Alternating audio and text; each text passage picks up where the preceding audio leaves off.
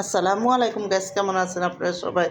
আপনাদের জন্য মুরগির একটা রোস্টের রেসিপি নিয়ে আসছি। দেশি মুরগি। প্রথম দেখুন এখানে একটু আদা আর একটু লবণ দিয়ে সুন্দর করে মাংসটা মাইখা নিছি। তো ভালো করে মাইখা এখন আমি চুলার মধ্যে দেখুন তেল দিছি। তেলটা যখন গরম হয়েছে আমি কিন্তু সবটি মাংস এখানে দেখুন অর্ধেকটি মাংস দিয়ে দিব। দিয়ে কিন্তু সুন্দর করে যখন ওই পিঠটা লাল হয় ওইভাবে করে আমি কিন্তু মাংসটি বাজ্যা নেব। তো একটা পিঠ লাল হইলে উড়াই দেবো মাংসটি। আর ওই পিঠটা লাল হওয়া পর্যন্ত এই মাংসটিও বাজ্যা নিব। তো এদিকে দেখুন মুরগিটি সুন্দর করে একটু ভাজা হয়ে গেল ভাজা হয়ে গেলে এই মুরগিটি নামাইয়া বাদ বাকি যে মুরগিটি আছে ওটিও আমি এখানে দিয়ে দিব, দিয়ে কিন্তু বাজ্যা নিব। তো আমি এখন এই মুরগিটিও নামাই দিছি, নামাই সবটি মুরগি এখানে দিয়ে দিব। দেখুন এবারে ওই মুরগিটিও ভাজা হয়ে গেলে এই তেলের মধ্যেই আমি দেখুন বেশি করে কটা পেঁয়াজ দিয়ে দিব এখানে। আর পেঁয়াজটা ভালো করে একটু হালকা লাল লাল করে নিব বাজ্যা।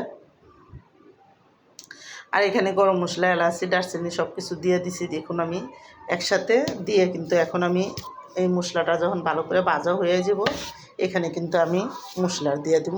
তো এলাচি, দারচিনি, লং সব কিছু একসাথে দিয়ে দিছি এখানে।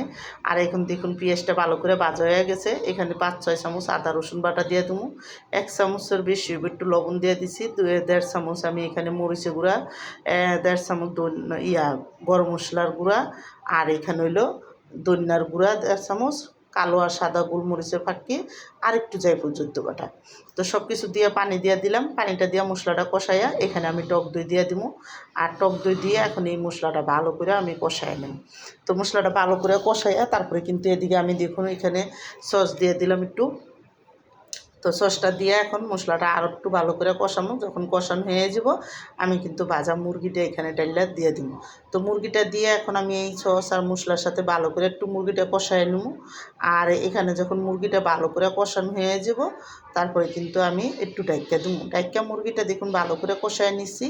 আর এখন মুরগিটা যখন কষানো হয়ে গেছে আমি এখানে 2 কাপের মতো গুঁড়া দুধ দিয়ে দিছি। মানে গুঁড়া দুধটা সুন্দর করে একটু গুল্লা দিয়ে দিছি। দিয়ে কিন্তু উপরে একটু মালাই দিয়ে দিছি, পিস্তা বাদাম, কাজু বাদাম দিয়ে দিছি। দিয়ে এখন 2 চামচ চিনি দিয়ে দিলাম। দিয়ে তারপর কয়েকটা কাঁচামরিচ দিয়ে এখন আমি মাংসটা দমে বসাই দিব। এই পেঁয়াজ বেরেস্তা দিয়ে মাংসটা দমে বসাই দিব যখন সুন্দর করে মাংসটা হওয়া পর্যন্ত রান্না করে নেব।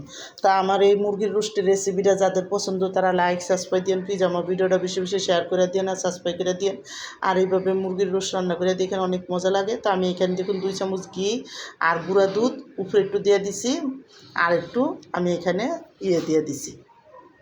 তো সব কিছু দিয়া এখন পেঁয়াজ বেরেস্তা দিয়া তারপরে কিন্তু একটু দেখুন সুন্দর করে আমি যখন তেলটা উঠে গেছে এরপরে নামাই দেবো। এখন মুরগিটা হয়ে গেছে।